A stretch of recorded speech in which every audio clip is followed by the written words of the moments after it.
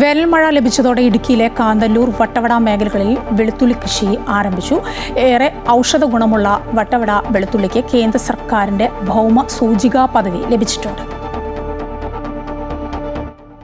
ഇടുക്കിയിലെ വട്ടവട, കോവിലൂർ, ചിലന്തിയാർ, കാന്തല്ലൂർ തുടങ്ങിയ മേഖലകളിലാണ് വ്യാപകമായി വെളുത്തുള്ളി കൃഷി ആരംഭിച്ചത്.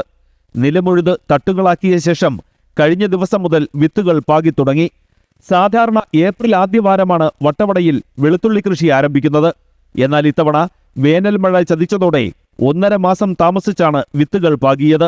കഴിഞ്ഞ 4 വർഷമായി വട്ടവട കാന്തല്ലൂർ വെളുത്തുള്ളിക്ക് മികച്ച വില ലഭിക്കുന്നുണ്ട്.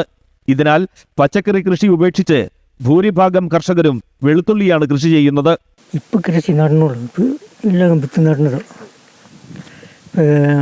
നട്ടിട്ട് പിന്നെ 90 ദിവസം കഴിച്ചിട്ടാണ് എടുക്കുള്ളൂ.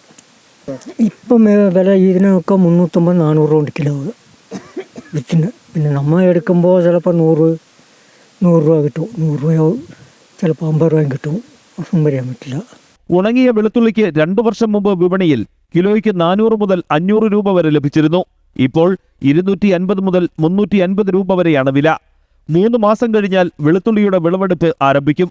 ഇത്തവണയും മെച്ചപ്പെട്ട വില ലഭിക്കും എന്ന പ്രതീക്ഷയിലാണ് കർഷകർ. MC Boban, Amrita news, Idukki.